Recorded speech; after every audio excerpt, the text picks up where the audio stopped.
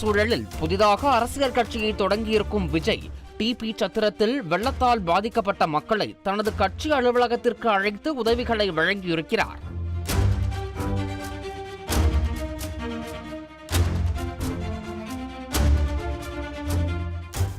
அரசியல் கட்சிகள் எல்லாம் களத்தில் பணியாற்ற விஜய் மட்டும் பாதிக்கப்பட்டவர்களை பஸ்ஸில் அழைத்து வந்து உதவிகளை வழங்கியது இணையத்தில் பெரும் விவாத பொருளாகி இருக்கிறது. பாதிக்கப்பட்ட மக்களை அவர்களுடைய இருப்பிடத்திற்கு சென்று நேரடியாக பொருட்களை வழங்கி ஆறுதல் கூறுவதே சரி என ஒருதாரர் விஜய் செயலை இணையத்தில் விமர்சிக்க தொடங்கிவிட்டார்கள். ஆனால் விஜய் ஏன் பாதிக்கப்பட்ட இடங்களுக்கு வரவில்லை என்பதை அவரிடம் உதவி பொருட்களை பெற்றவர்களே விவரித்தார்கள். வந்தோன்னு ஃபஸ்ட்டு சாப்பிட்டீங்களான்னு கேட்டார். எப்படி இருக்கீங்க, இந்த மழையில் எப்படி இருந்தீங்க அப்படின்னு கேட்டார். வீட்டில் எப்படி இருக்காங்க எல்லாருமே அப்படின்னு. உங்களால் நேரில் வந்து பார்க்க முடியல, மன்னிச்சிருங்கன்னு மன்னிப்புலாம் கேட்டார் எங்ககிட்ட போயிட்டு. அதுவே பெரிய எங்களுக்கு ஒரு இதுவாக இருந்தது. அண்ணா வேலையிலேருந்து வந்தது ரொம்ப சந்தோஷமா இருந்தது. யாருமே எங்களை அப்படி கிட்ட நிற்க வச்சு கிட்ட பேசுனது கிடையாது.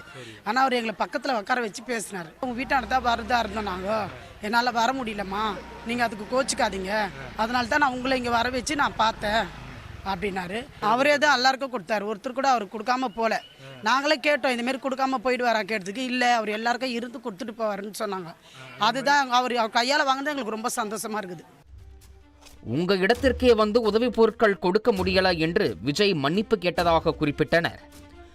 மீட்பு பணியின் போது விஜய் வந்தால் மக்கள் கூட்டம் கூடும், தேவையில்லாத சிரமங்கள் ஏற்படும் என்பதாலேயே அவர் மக்களை நேரடியாக அழைத்து உதவியதாக அவருக்கு ஒரு சாரர் ஆதரவு தெரிவிக்கிறார்கள்.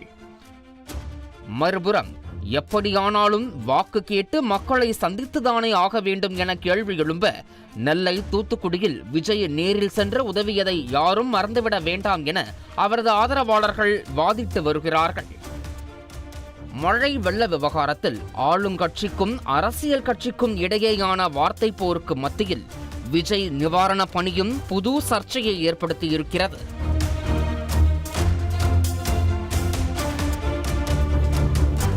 உங்கள் தந்திவன் தொலைக்காட்சியில் தெனாலிராமன் தினமும் மாலை 6 மணிக்கு காண தவறாதீர்கள்.